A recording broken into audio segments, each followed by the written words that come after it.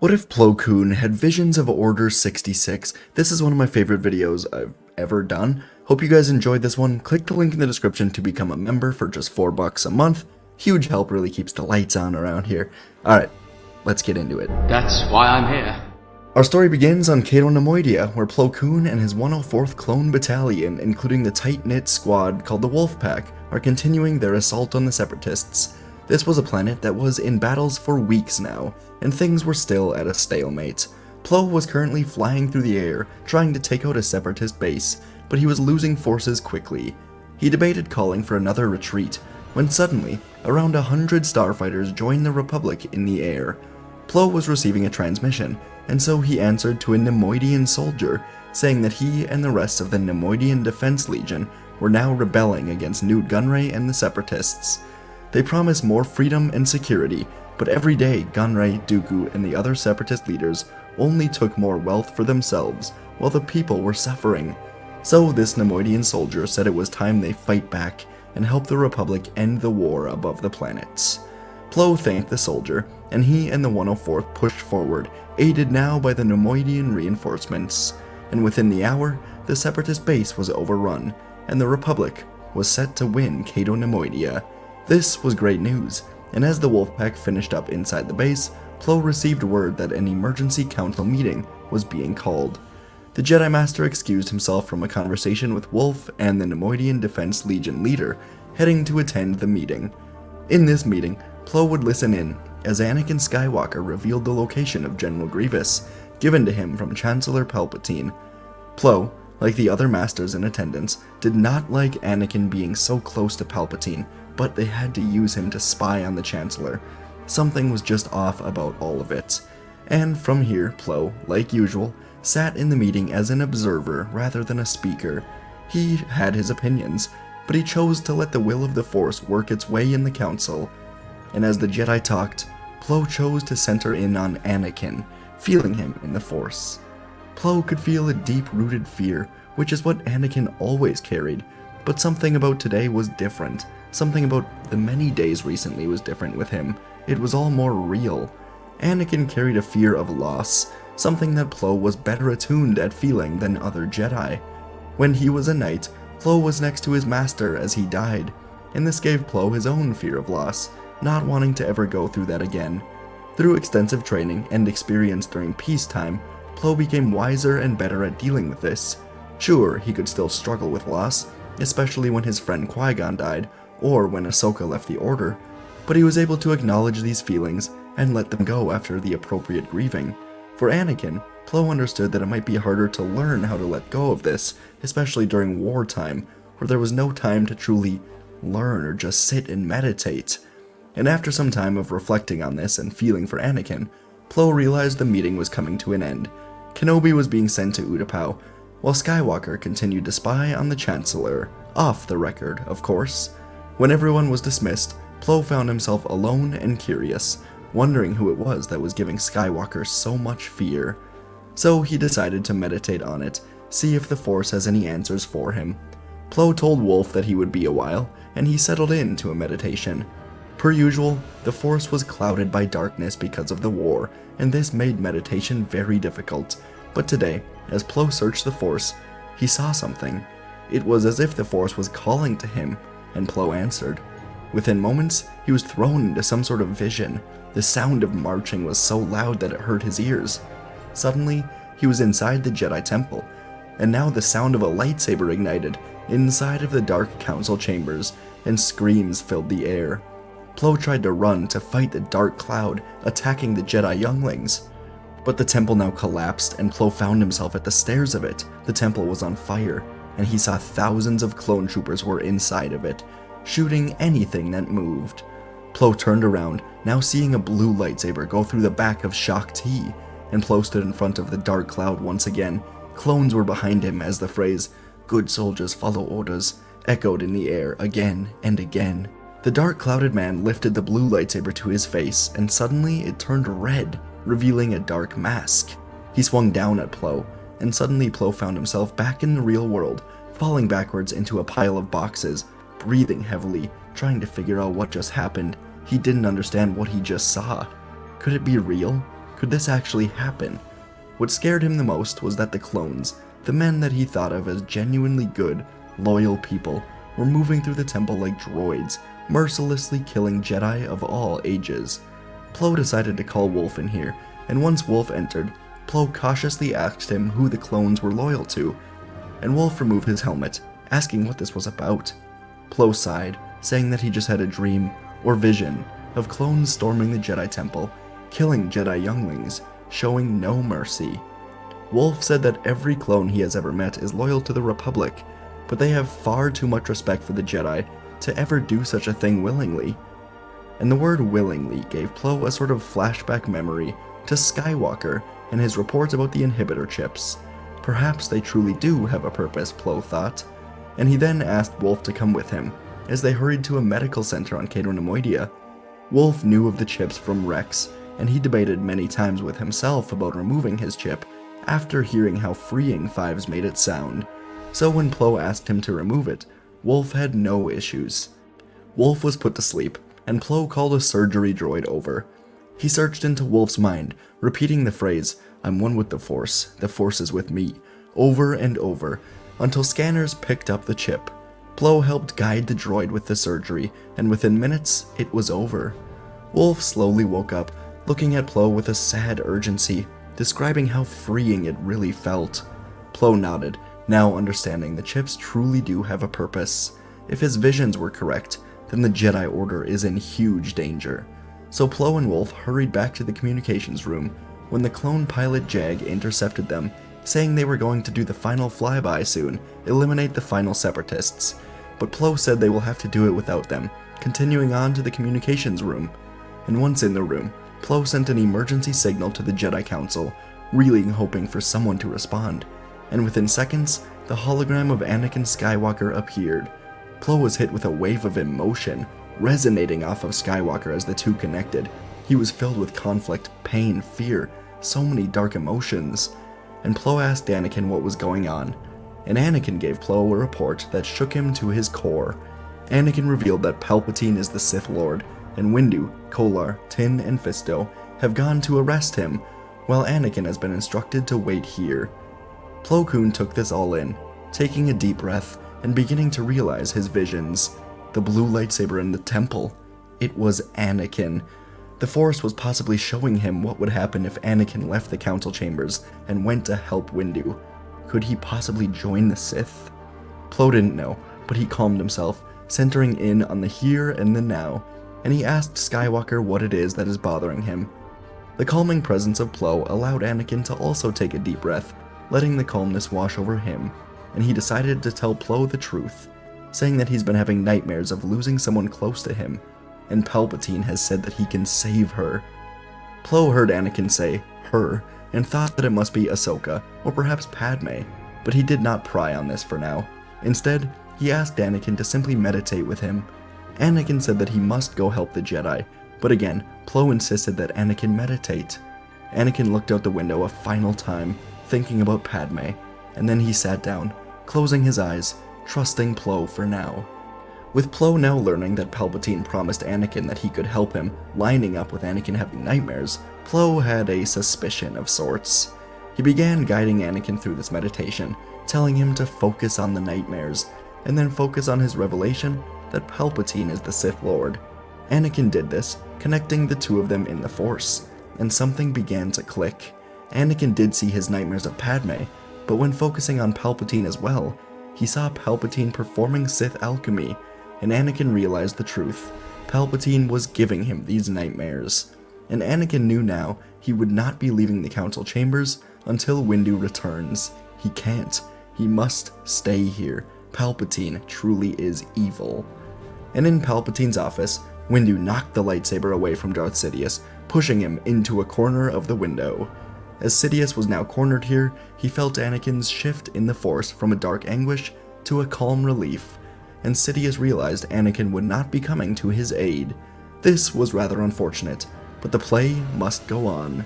He, of course, prepared for this. So as Windu prepared to strike, Sidious reached into his ancient statue, feeling his second lightsaber, pulling it through the air and igniting it. Windu had just enough time to deflect it away, but this left him vulnerable.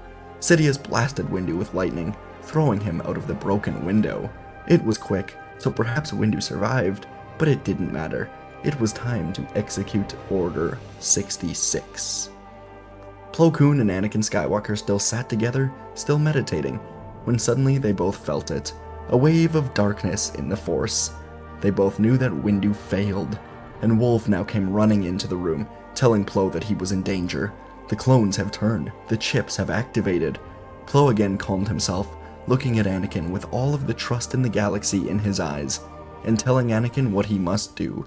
He has to find the other masters in the temple, basically insinuating to Anakin that Plo thought of him as a master, and he must evacuate the temple. Anakin said that he would do this, but the Jedi transports at the temple will be blown to pieces by the Republic Star Destroyers. If the clones truly have turned, then the transports will never make it past the Republic blockade. And Plo told Anakin that the trust must now go both ways here, telling Anakin to get the Jedi onto the transports, and he will be there to open up their escape. Anakin knew there was not time for questions, so he told Plo, "May the Force be with you," and they ended the call. From here, Plo would look to Wolf and say they must get to the headquarters of the Neimoidian Defense Fleet, but he does not want to hurt his men. Outside this room, the members of the Wolf Pack and 104th Battalion were trying to break in. Wolf sighed, saying that he hates to say this, but the rest of the clones simply don't care. He continued, saying that these soldiers are now willing to die if it means taking them down with. Plo stood firm, and Wolf removed his helmet, revealing a tear. Plo told Wolf that he is a good soldier and an even better man, just like the rest of the clones. He continued, saying that they may be willing to die, but it will not be by his blade. Wolf nodded, setting his pistols to stun, putting his helmet back on. Plo kept his saber on his belt, and they waited. As soon as the clones finally blew open the door, Plo used the Force to push them all back. The smoke gave Plo and Wolf an opportunity, and they ran through it, Wolf using stun blasts, Plo using the Force to keep themselves safe. Eventually, through heavy firepower, they reached a cliffside. Plo jumped into the air, using the Force to bring Wolf with him, and they landed on a clone starfighter. Plo used the Force to trigger the eject button, and the clone went flying out, as Wolf got into the pilot seat, as Plo stood on the back, and they blended in with the other clone fighters, veering off now to speak with the Neimoidian Defense Legion.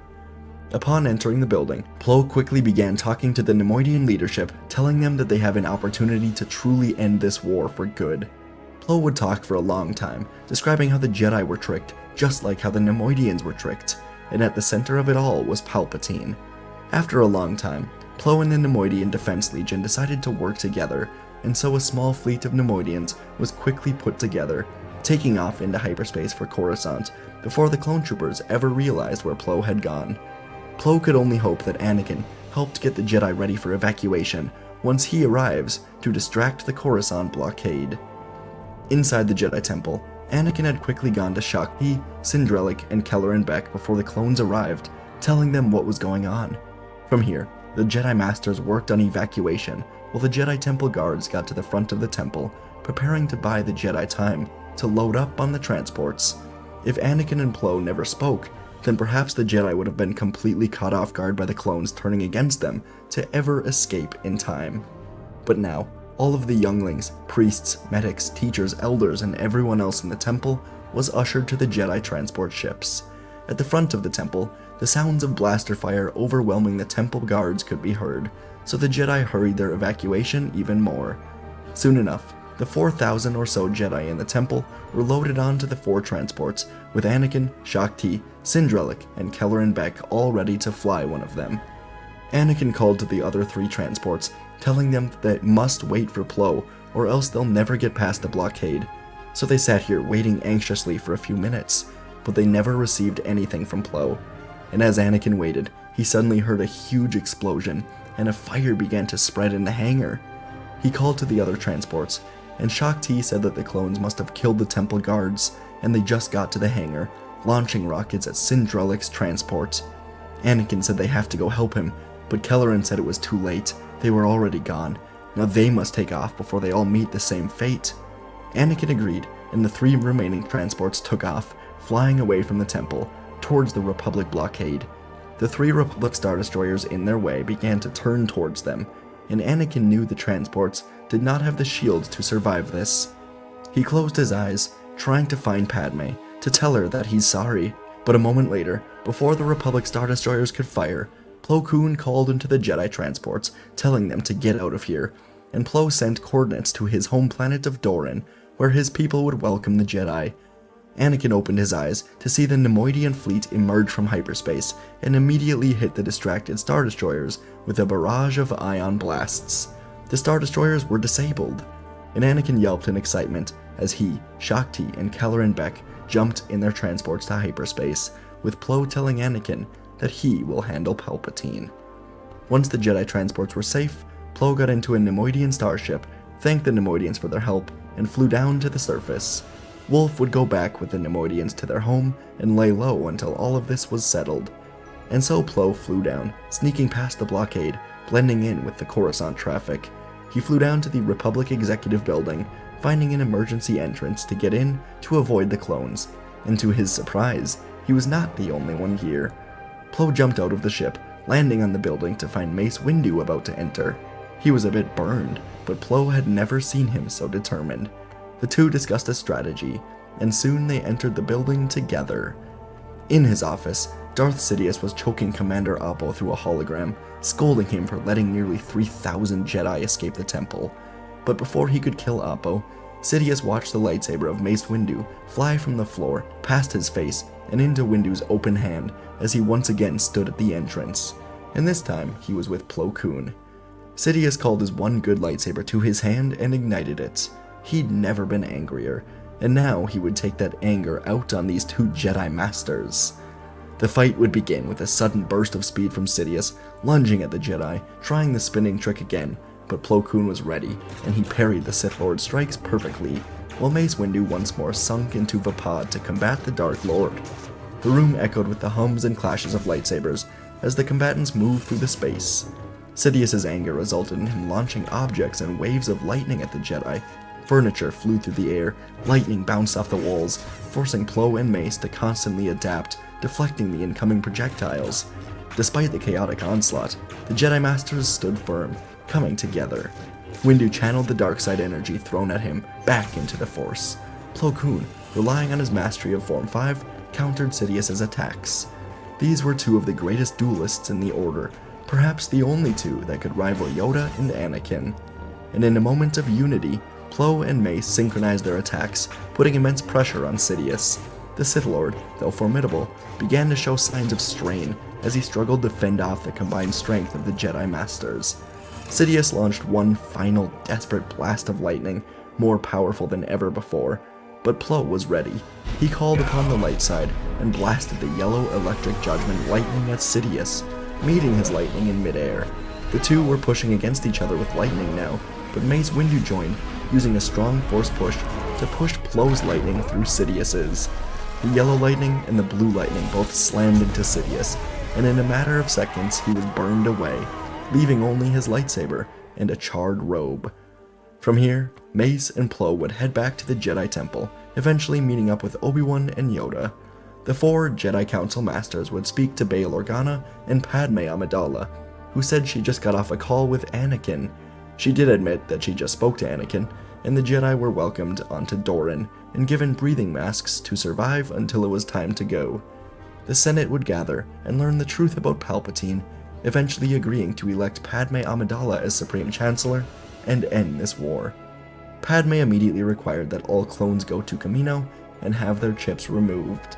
The Jedi would leave Coruscant and go to rebuild on Tython, reforming the Order to be separate from the Republic.